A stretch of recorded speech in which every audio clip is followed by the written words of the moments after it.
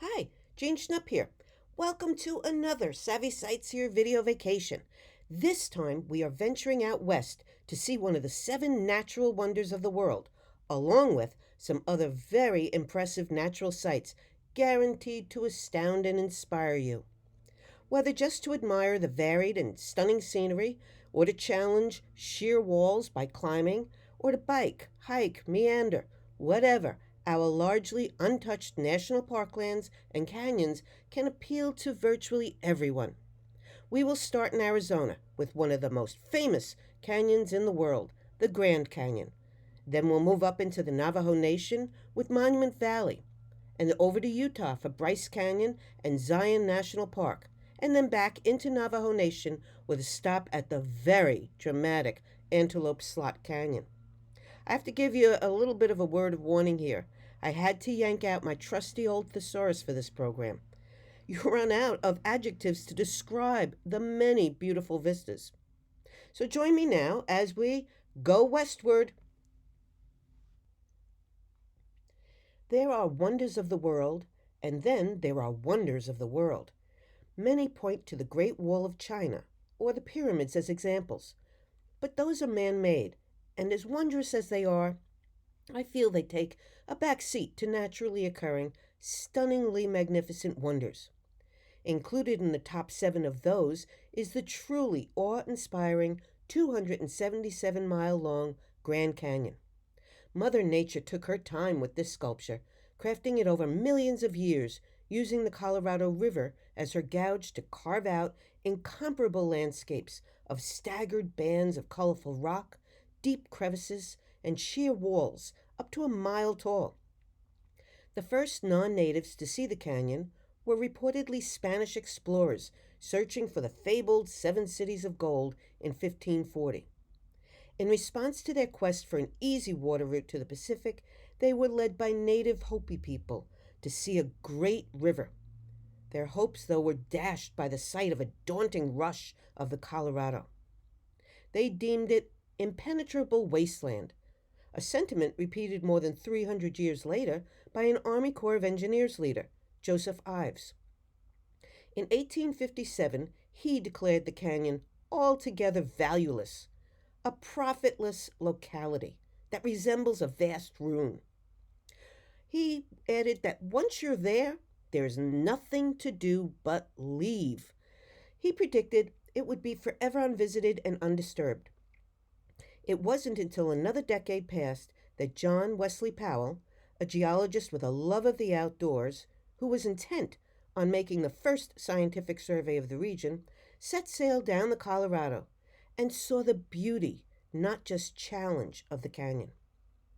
He and most of his band of explorers survived the harrowing, months long, treacherous journey in 1869, and then told the world a different story from his predecessors. He called it a most sublime spectacle and asserted that no words nor symbols could adequately represent it. Those who came before him who had failed to appreciate what they saw have been thoroughly proven wrong. Far from worthless, the canyon attracts some 5 million visitors a year and reportedly generates nearly $500,000 in annual revenue. Just past the Grand Canyon Visitor Center is Mather Point, where most visitors get their first glimpse of the mighty natural wonder. It's surreal to go from concrete and cars to this and a view spanning 10 miles without a car in sight. The point was named for a wealthy industrialist, avid conservationist, and supporter of public lands, Stephen Mather, who became the first director of the National Park Service in 1917. And yes, those are people precariously perched on the cliffs. According to park personnel, about a dozen people die in the canyon each year. Some from just being plain stupid. When I was there in May 2022, the region was experiencing an abnormally ferocious windstorm.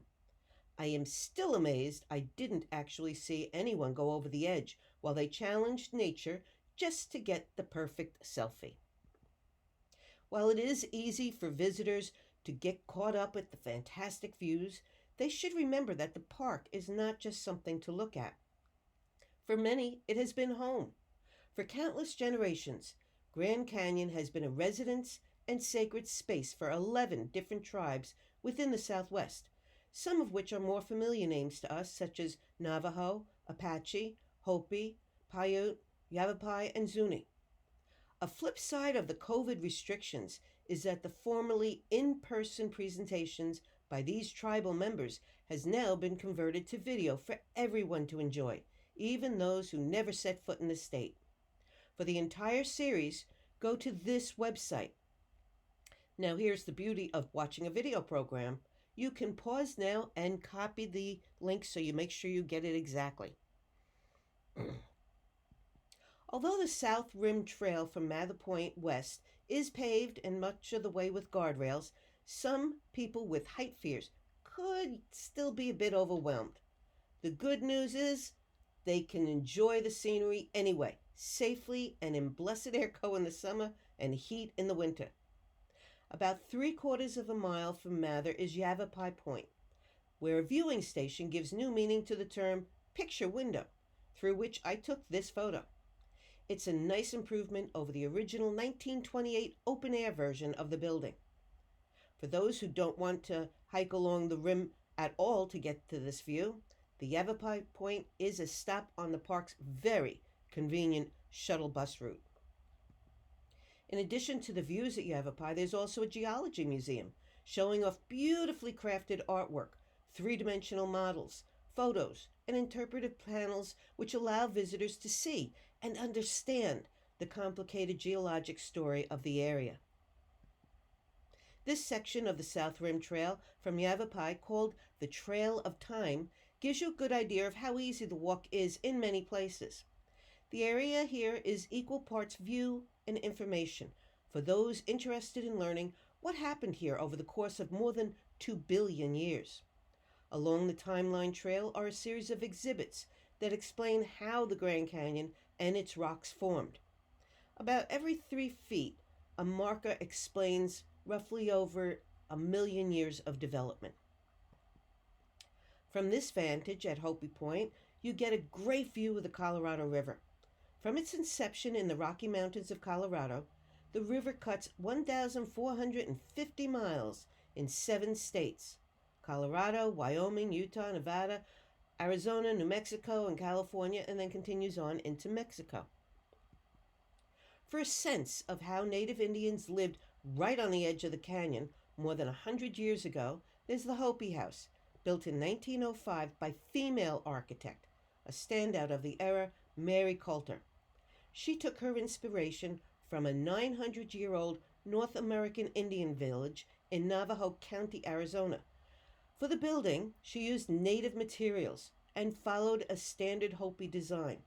For example, going with small windows and low ceilings that minimized the harsh desert sunlight and lent a cool and cozy feel to the interior. Some adjustments did have to be made for the Grand Canyon location and purpose. A true Hopi home would have had an entrance on the roof, accessed by a wooden ladder, which could easily be moved up and into the home to create a solid defense against invaders. However, a rooftop entrance was not optimum for the type of visitors drawn here. So Coulter conceded the point, and Hopi House uses a ground-level front door for easier tourist access. Other than that, Coulter insisted her construction be authentic, right up to the ceiling. Typical of the Hopi style, it has saplings, grasses, and twigs with a mud coating that rest on top of peeled log beams. This building served initially both as a home for the Hopi craftsmen who brought it to life, while the ground floor housed Indian arts and crafts for sale to travelers staying at the nearby historic El Tovar Hotel, the first luxury accommodation in the canyon, being built at the same time by the Fred Harvey Company. It was for the influx of tourists who had started arriving by train on a spur of the Santa Fe Railroad, which is accessed just about a 3-minute walk downhill from the Hopi House. There's also a convenient shuttle stop there. Before we move north from the Grand Canyon, I wanted you to have one last look, not the one-dimensional version though. Here you can take in the full scope of it and ask yourself, how did the people in settler days persevere to explore its vastness? About 150 miles northeast of Grand Canyon is Monument Valley, a 30,000-acre Navajo tribal park established in 1958 and located on the border of Arizona, New Mexico, and Utah. It is just a small part of the Navajo Reservation, which covers 16 million acres, or about 27,000 square miles. The Navajo Nation is managed via agreements with the United States Congress as a sovereign Native American nation. The Navajos are believed to have been the first group of people to establish themselves in the valley roughly 1,000 years ago. Today, the Navajo Nation, geographically the largest Native American reservation in the United States, claims approximately 300,000 enrolled members. An individual must be at least 1/4 Navajo in order to be enrolled as a tribal member according to Navajo law. Increasingly, the tribe prefers to be referred to as Diné, literally meaning the people, in their native language, as opposed to the more Pueblo-based name of Navajo. The valley's landscape is so striking it is said to be one of the most photographed places on Earth, and it frequently served as backdrop for Hollywood westerns and other films. Perhaps the most famous non-western to have a climactic episode on this very road, U.S. Route 163, was Forrest Gump, and the spot where star Tom Hanks announced his epic run had finally come to an end. Monument Valley is characterized by towering sandstone rock formations up to 1,000 feet tall. Sculpted over the millennia, they have earned the region a sort of acclaim from National Geographic for having the most famous collection of buttes in the world. Buttes are defined as isolated hills with steep sides, taller than they are wide, and with a flat top. Merrick Butte here, named after a soldier who served under Kit Carson, is a perfect example. Despite being within the Navajo Nation, the names given to the buttes are not derivatives of Indian terms. They are entirely from the fanciful minds of settlers, generally based on personal connections or how the buttes struck them. You can easily see the logic with some, but others are pretty creative and do stretch the imagination a bit. The top first two pictures, called the left and right mittens, are easy to accept as they face each other across a stretch of valley. Then there's the solo thumb jutting up. But I do have trouble with Elephant Rock, although many people say they can see the shape to some extent. The buttes in the lower left form the Three Sisters. On the right is John Ford's Point, which pays tribute to the Hollywood film director. During the mid-1900s, Ford was the first to use this location for many of his movie scenes, starting in 1939 with Stagecoach. It was this location that helped establish the image of the American West in the minds of the rest of the world. A Navajo horseman is available to enhance your photo by riding out on a ledge for $5 so that you can take a photo of your own that looks like so many in film, including the 2013 version of The Lone Ranger. Almost blending in with the dramatic natural scenery are homes of some Native Americans. The dome structures are called hogans, traditionally made of wooden poles covered in sand, packed down with water, and layered over.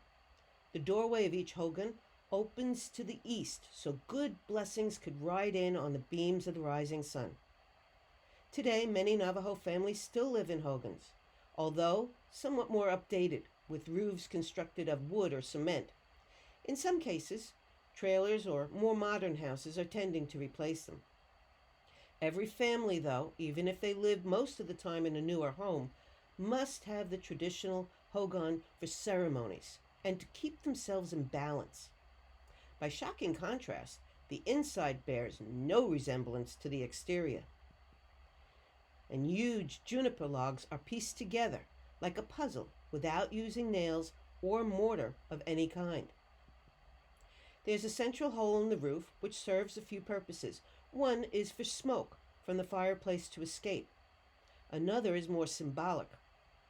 It joins Mother Earth with Father Sky. There is no division between the two realms in the Navajo tradition. There is much that holds special meaning in the Navajo world, where the female rules the clan and the tribal line goes down the mother's side. This hogan itself is built round, like a woman's womb. 9 pillars hold it up, representing the 9 months of pregnancy. And when one enters the hogan, it's traditional to walk clockwise within. Moving into Utah, we come to Old Bryce Town at the edge of Bryce Canyon National Park. Locals think this gives the hotel and restaurant lined Main Street more of an authentic Wild West feel. I'm not sure how authentic people consider the shops, but it does give a bit of a comic relief to all the dramatic, truly authentic landscapes in the region. The first thing you should know about 36,000-acre Bryce Canyon is that it isn't technically a canyon at all. It's considered a collection of amphitheaters, or bowl-shaped areas. It got the erroneous name from a pioneer, Ebenezer Bryce, who had settled here in 1870 to do some cattle ranching and built a road into a canyon nearby, which everyone then referred to as Bryce's Canyon. But it's not for this kitschy frontier facade town that people make the trek to Bryce, about 4 hours northeast of Las Vegas, Nevada, and about the same distance south from the Utah state capital, Salt Lake City. Rather, it's the striking and colorful park itself, and possibly a bit of magic as well, that draws over 1.5 million visitors a year.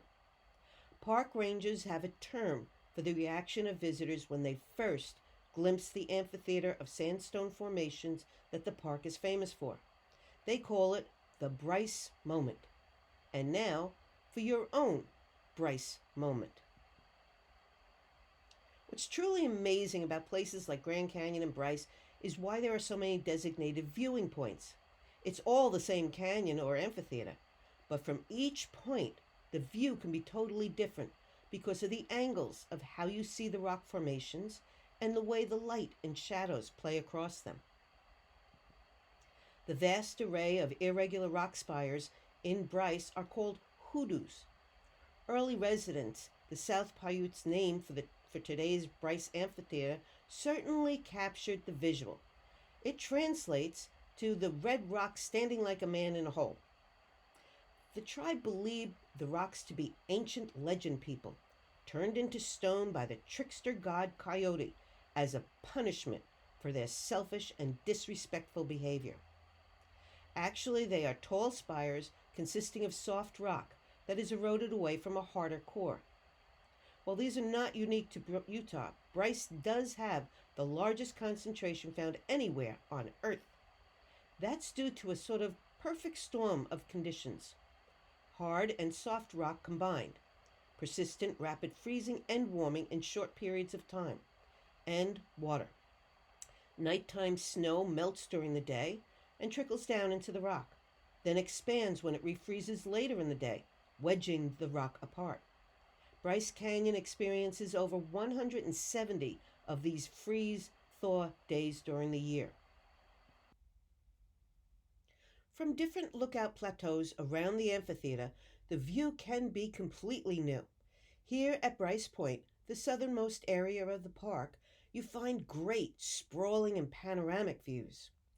Although his name lives on at the national park, Ebenezer Bryce only lasted a few years in the region, given it wasn't really conducive to cattle ranching.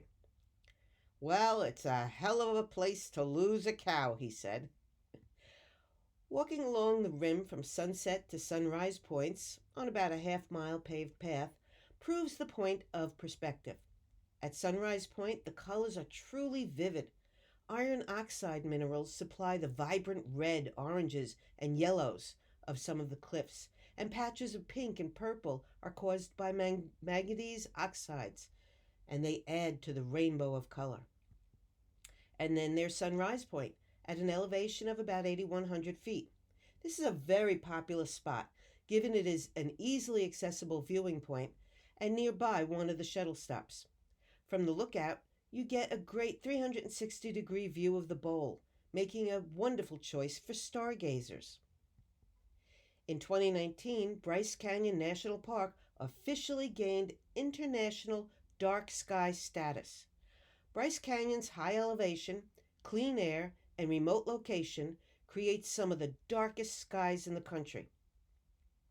During a new moon on a clear weather night, you can see thousands of stars and the spectacular band of the Milky Way galaxy shooting across the sky. Just outside of Bryce, we find two more hoodoos, dubbed Salt and Pepper, and a great close-up look at the formations. By contrast, the highlight of Zion National Park actually is a canyon, and for a change, we're going in on the ground level and looking up at the steep walls instead of down from the rim. Zion is a deep and narrow gorge carved out by the Virgin River through southwestern Utah. It stretches about 15 miles long and almost 3,000 feet deep in places. It is Utah's oldest and most visited national park, and annually hosts an average of about 4.5 million visitors. That level of popularity eventually overwhelmed the park, and drastic measures had to be taken. In 2000, Zion became the first national park to mandate shuttle transportation only during most of the year, ensuring there's no traffic jams or blaring horns to interrupt the quiet pleasures of nature. The park shuttle bus travels along a nearly 8-mile route, stopping at 9 key jumping off spots for various trailheads and views. Like the Grand Canyon, early Spanish explorers didn't think much of it other than something to cut through from what is today Santa Fe, New Mexico, to Los Angeles, California, and skirting around Hopi lands in Arizona. It wasn't until the mid-1800s when Brigham Young, head of the Mormon Church, set out to avoid religious persecution and find a place that would be for them an American Zion. He and his 10,000 followers stopped their search at a salt lake in a valley. They determined it was isolated enough for them to settle in undisturbed. In 1851, Congress created the territory of Utah and installed Young as its first governor. In 1858, Young sent a missionary to explore the upper Virgin River region, and Nephi Johnson became the first white man to enter a magnificent canyon. Word spread about his discovery, encouraging more explorers and ultimately sightseers to make the trek. Artist Thomas Moran, who captured the landscape in his Valley of Babbling Waters painting, observed that the glory of the scenery and stupendous scenic effects cannot be surpassed. And so, of course, crowds teemed into Utah. President Woodrow Wilson pronounced Zion a national park in 1919, and it opened to the public the following year. Zion Canyon is considered the crown jewel of the state's national park system. It's one of those places that has something for every lover of the outdoors. Biking and walking paths, some of which are paved, hiking trails ranging from beginner to very challenging, a nature center and human history museum tracing populations from prehistoric tribes to the Mormons. One early settler remarked, "A man can worship God among these great cathedrals as well as he can in any man-made church. This is Zion." And so it came to be known as that.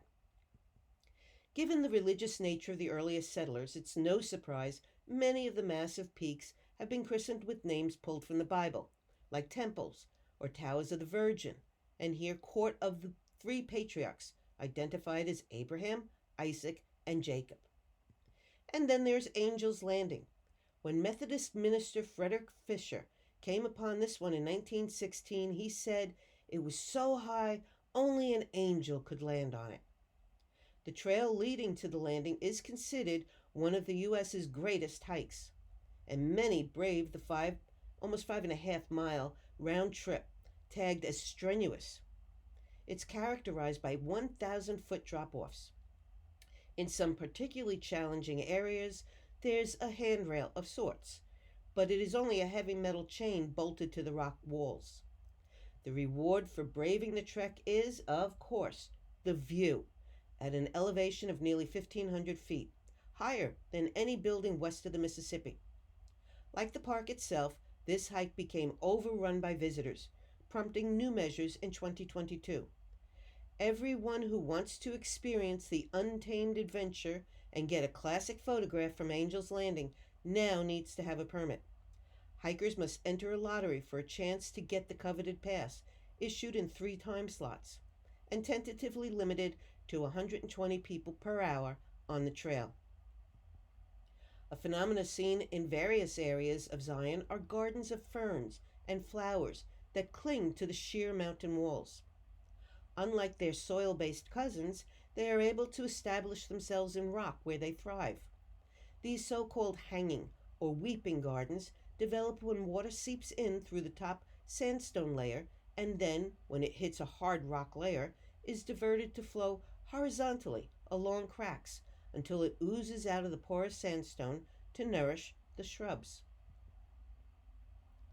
Some areas in the park have more practical names, like the Emerald Pools, which at one time took on a green hue from algae.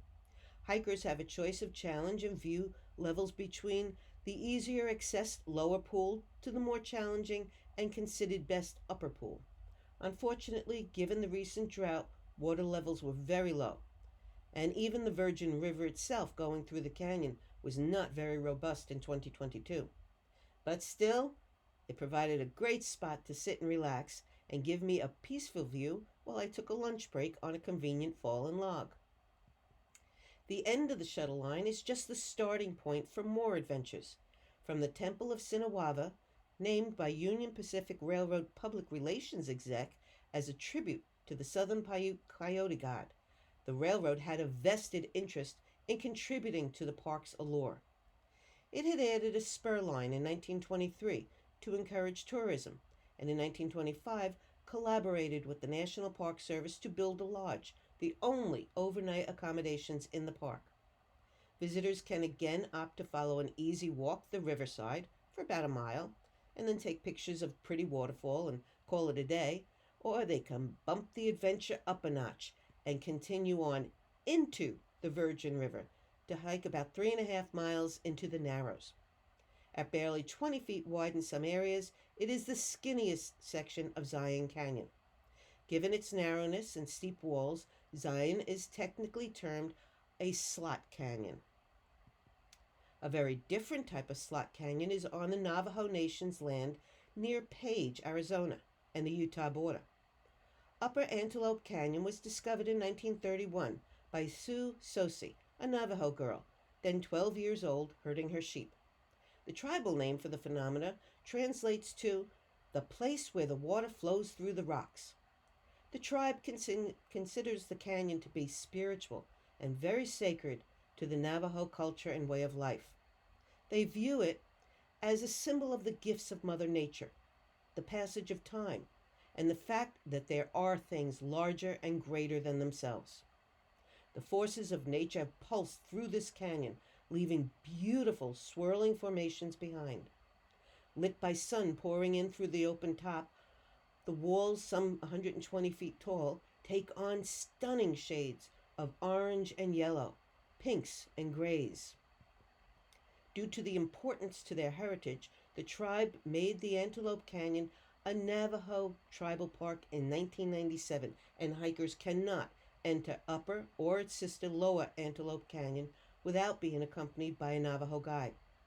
Shaped by millions of years of water and wind erosion, the magnificent canyon was named by early visitors for the herds of pronghorn antelope that once roamed the area. Upper is shaped like an upside-down V, narrow at the top and wide at the base. The walk through the canyon is a good quarter-mile and is characterized by the endless oohs and ahs of visitors.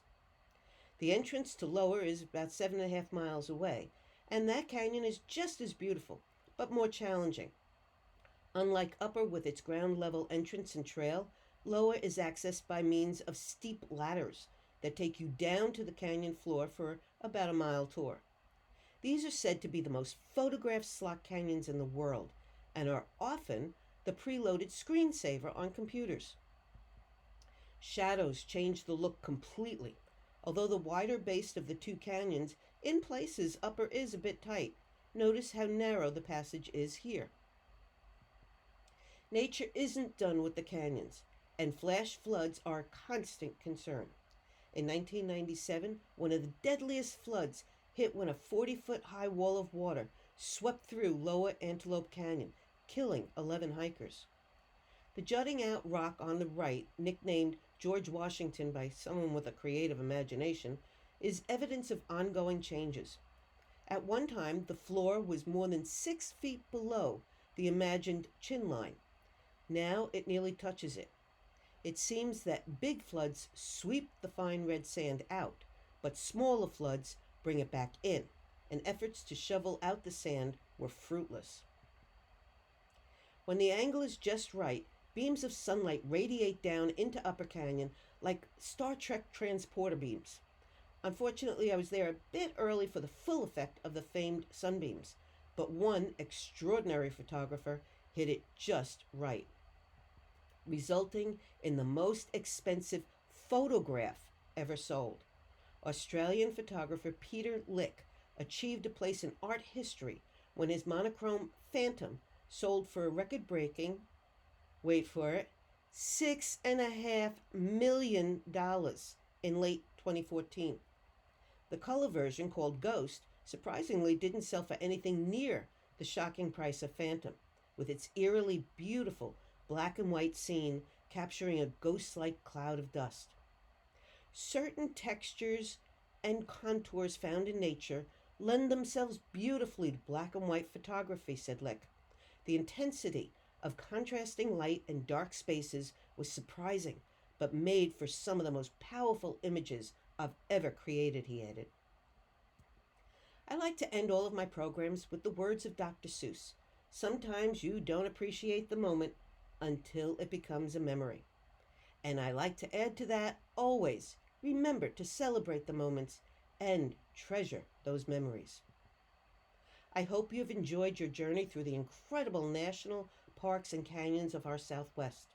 If you have any questions about this program, email me or use the contact page on my website, which is also where you can visit any of my European destinations.